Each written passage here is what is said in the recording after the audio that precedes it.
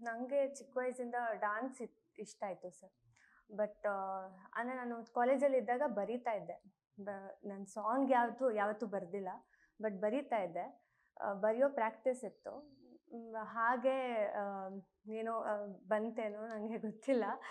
May be ಎಲ್ಲ ದೇವರು ಕೂಡ್ಸಿದ್ದಾನೆ ಅನಿಸುತ್ತೆ.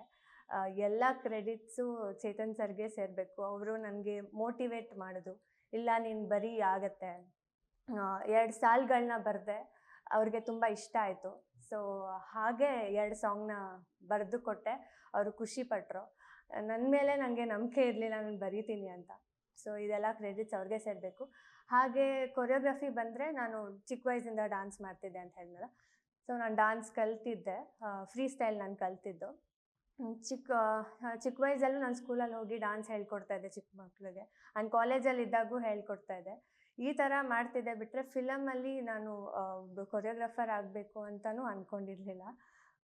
ಸೊ ಅದು ಅಷ್ಟೇ ಕಾಲ ಕೂಡಿ ಬಂತು. ನನಗೊಂದು ಅವಕಾಶ ಮಾಡಿಕೊಟ್ರು ಚೇತನ್ ಸರು.